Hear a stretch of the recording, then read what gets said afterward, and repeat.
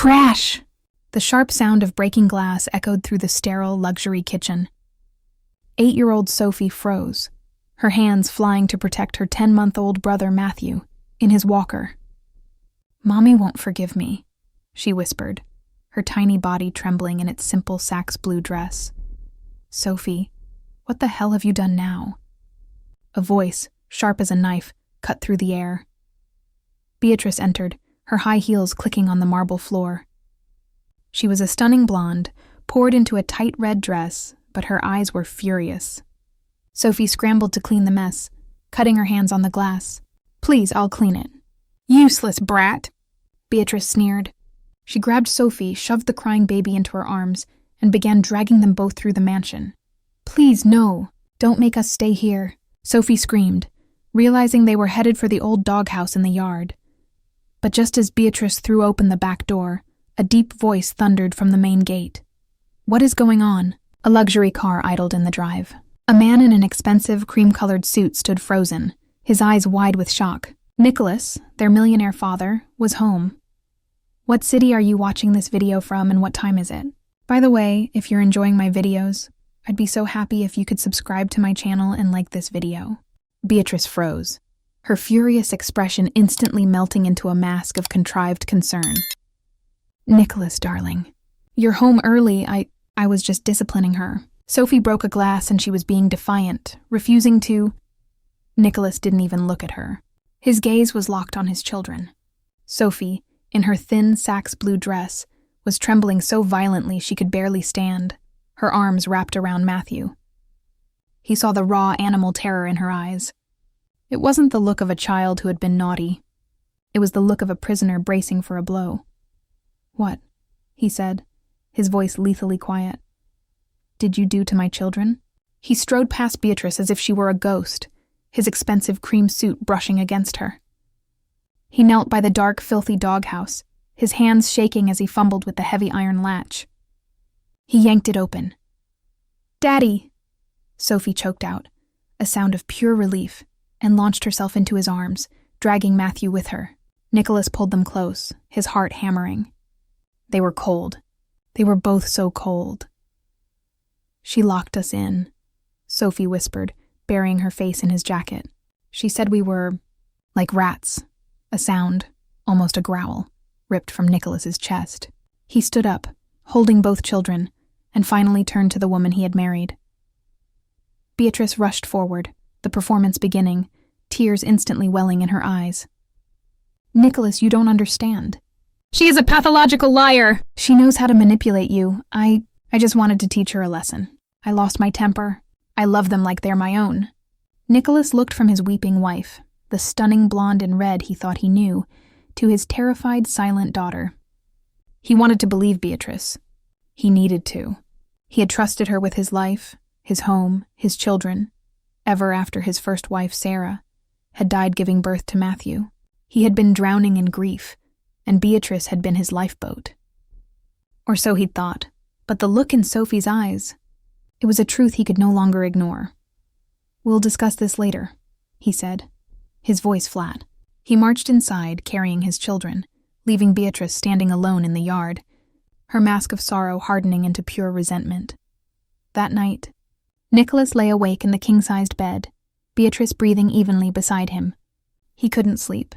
The sound of the iron latch clicking shut, the image of Sophie's tear-streaked face, it played over and over in his mind. He quietly slipped out of the room and walked the dark, silent halls of his own mansion. It felt cold, alien. He was a man who ran a multi-million-dollar hotel and restaurant empire, yet he had no idea what was happening in his own home. He went to the nursery.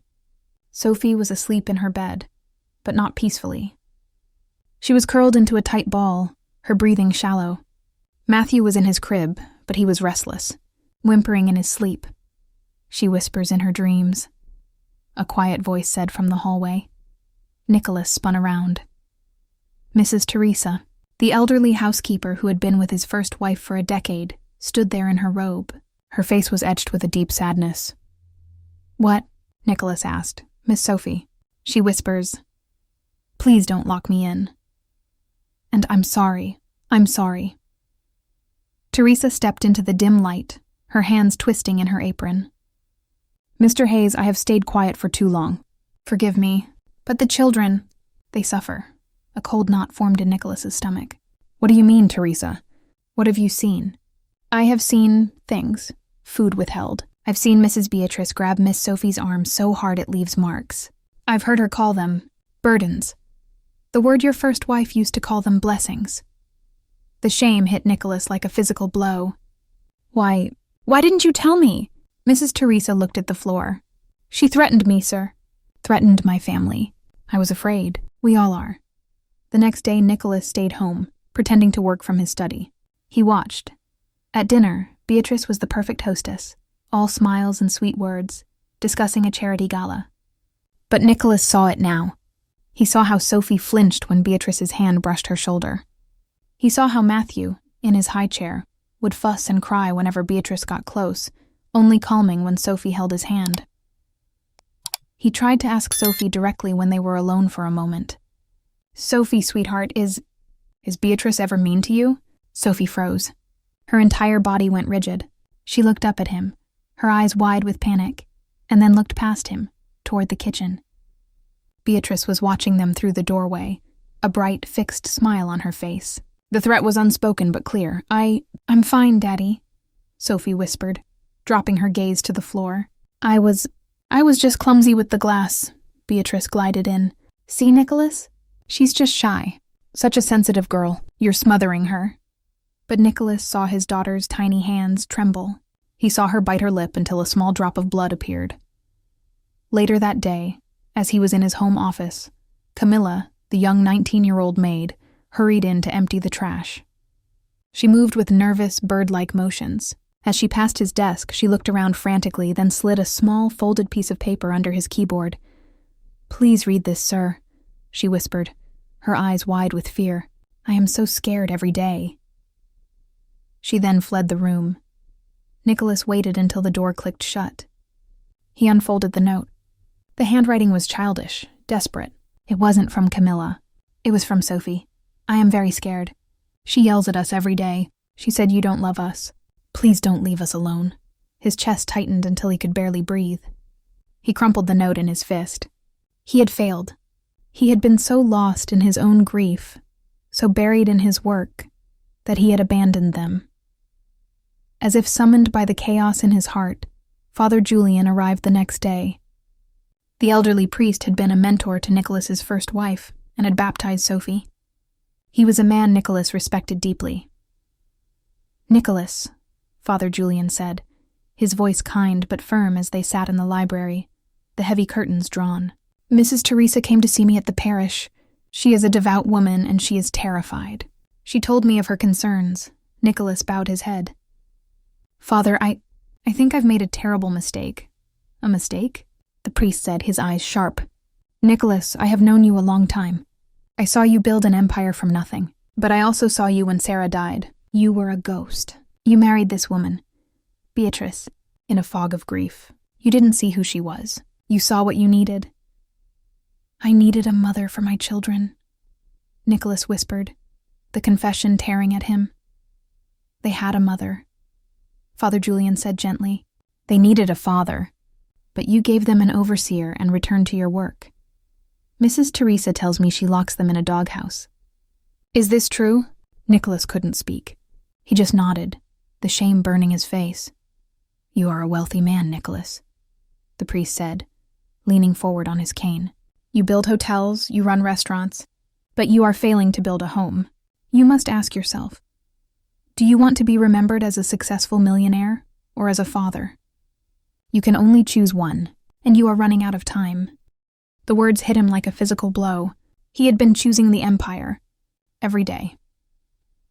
Just then, the library door opened, and Beatrice entered, carrying a silver tea tray. She was radiant in a different dress, her blonde hair perfect. "Father Julian," she exclaimed, her voice full of honey. "What a wonderful surprise. I had no idea you were here. I just brought some tea." The priest looked at the tea, then at her bright, false smile. He turned his gaze back to Nicholas, his face a mask of disappointment.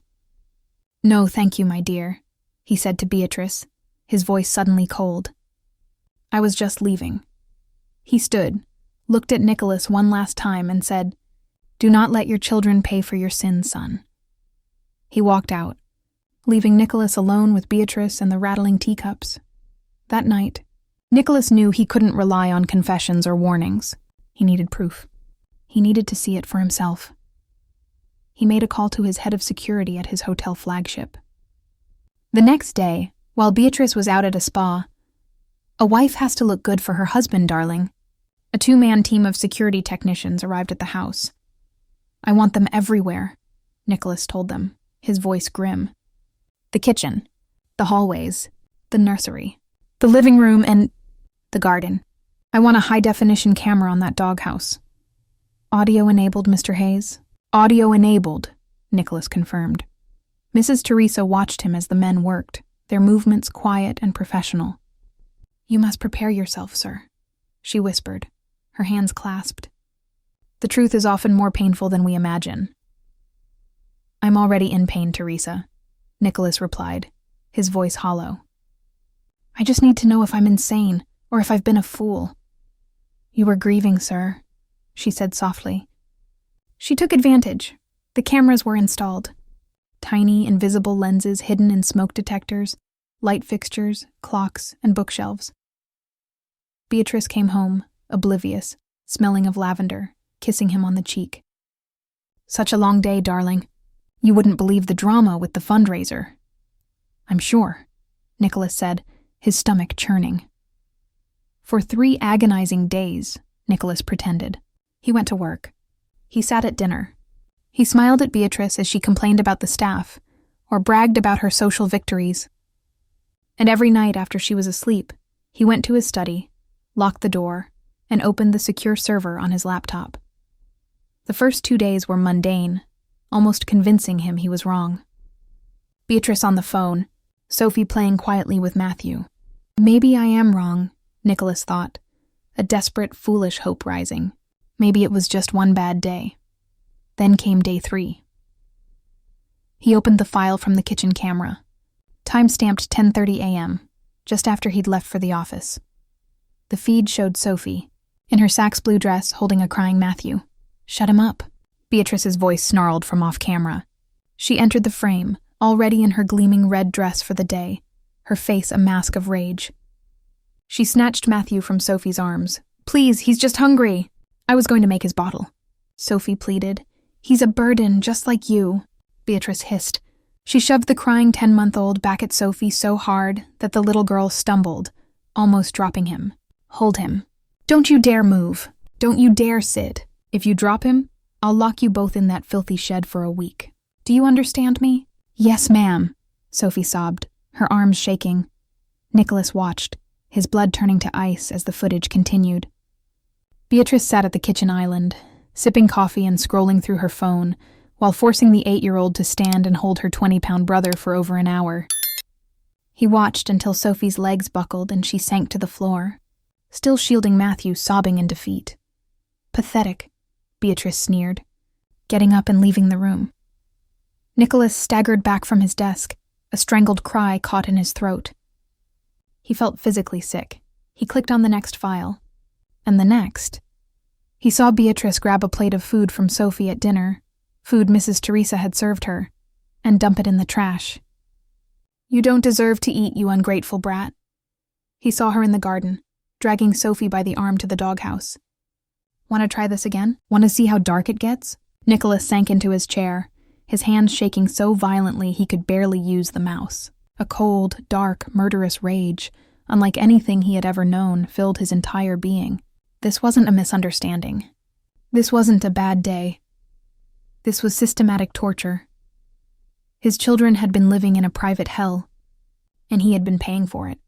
He was about to close the laptop, his mind reeling, ready to storm upstairs and do what? He had to be smart. This woman was dangerous.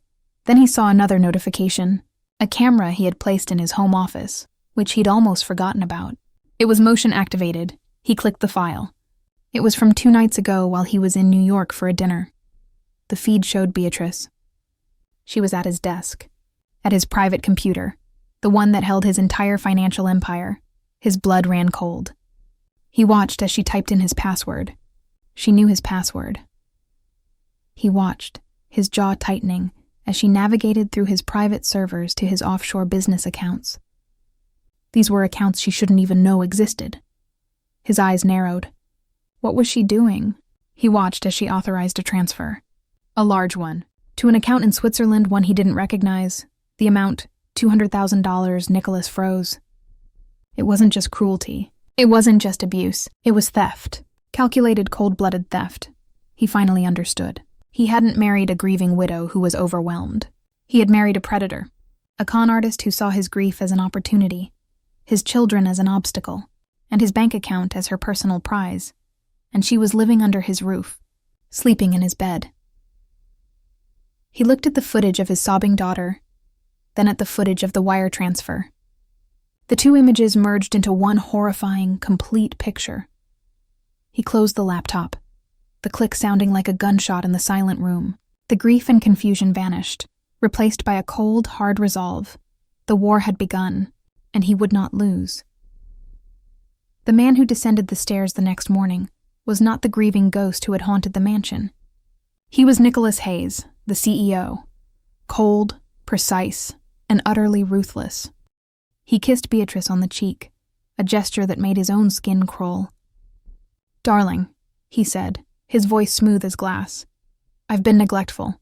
Of you, of our friends. I want to throw a dinner party. Friday night. A proper one. Invite everyone."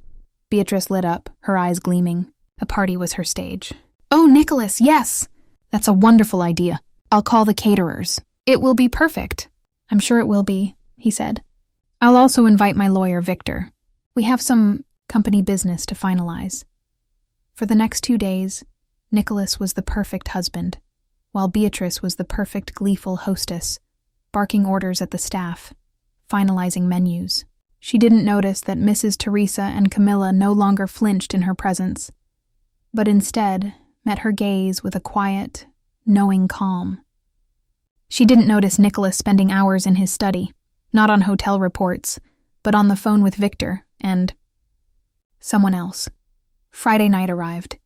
The mansion was ablaze with light. Music drifted from the grand salon. Beatrice was a vision, gliding through the room in a stunning silver gown. Her blonde hair swept up, her laughter bright and confident.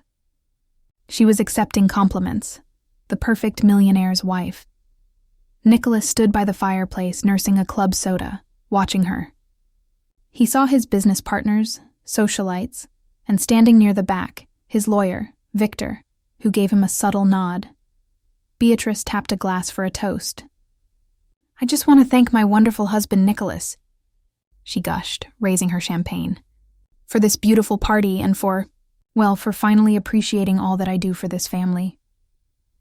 Nicholas walked to the front of the room, taking the glass from her hand. "Thank you, Beatrice.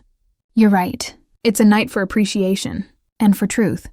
He gestured to a large, discreet projector screen that had been installed that afternoon, which Beatrice had assumed was for a business presentation. "What is this, darling?" She laughed nervously. "A new hotel design?" "In a way," Nicholas said. "It's a look at what's been happening inside this hotel. My home." He hit the remote. The screen lit up. The music stopped. The room fell silent. The first image was the kitchen camera. They all saw Beatrice, in her red dress, snarling at 8-year-old Sophie. They heard her voice, sharp and cruel. "Shut him up! He's a burden, just like you." Gasps rippled through the room. Beatrice's face went white. The video cut to Sophie, forced to stand for an hour, holding her baby brother until she collapsed. It cut to the garden, to Beatrice dragging Sophie to the doghouse. "Want to try this again? Want to see how dark it gets?" "No," Beatrice shrieked, her voice cracking. "This is fake." "It's edited." "Nicholas, what is this?" "Tell them it's a lie." Nicholas looked at her, his eyes dead and cold. "Is it a lie, Beatrice? Or is this the real you? The one I foolishly invited into my home? You bastard!" she screamed, lunging for the remote. "I wouldn't." A new voice cut in. Victor, the lawyer, stepped forward, holding a thick file. "Because the child abuse, horrifying as it is only half of the story." Beatrice froze. "This," Victor said, his voice projecting through the silent room. is a bank statement from your private undeclared account in Switzerland, and this is a transfer record from 2 nights ago, moving $200,000 from Mr. Hayes's personal business accounts into yours. Authorized, using his stolen password. The silence in the room was absolute. It was no longer a social scandal. It was a crime scene. Beatrice staggered back, her eyes wide with panic. The color drained from her face as she looked from Victor's file to Nicholas's stone-cold expression. You can't prove that," she whispered. "That money was a gift." "Was it?" Nicholas asked quietly. He turned his remote and the video feed changed. Now, it was the camera from his study.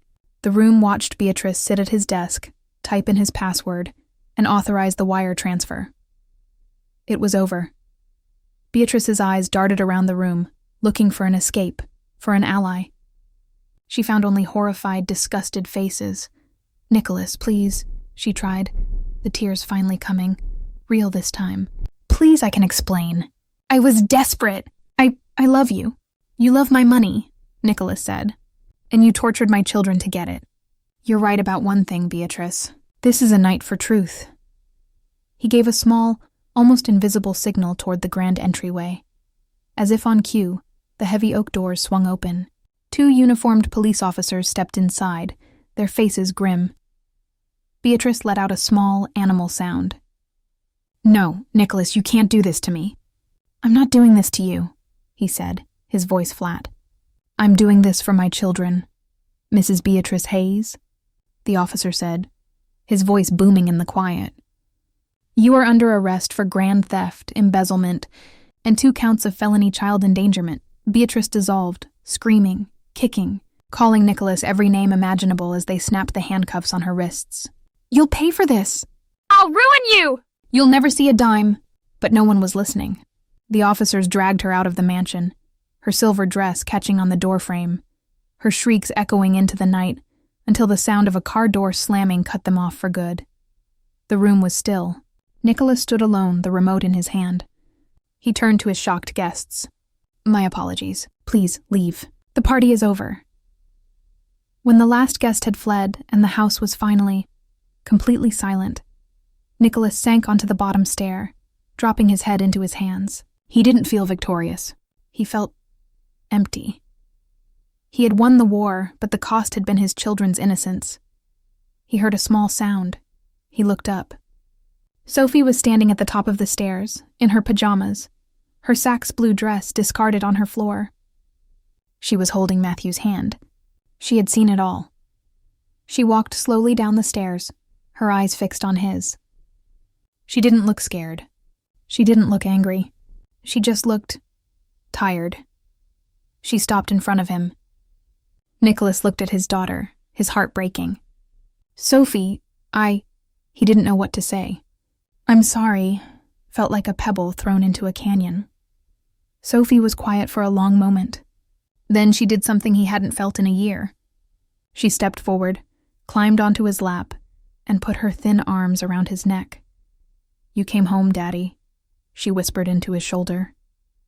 Nicholas broke. He pulled both his children into a desperate, crushing embrace, and for the first time since their mother died, he wept. He cried for his blindness, for their pain, and for this tiny, fragile sliver of a second chance. He didn't say, "I'm sorry."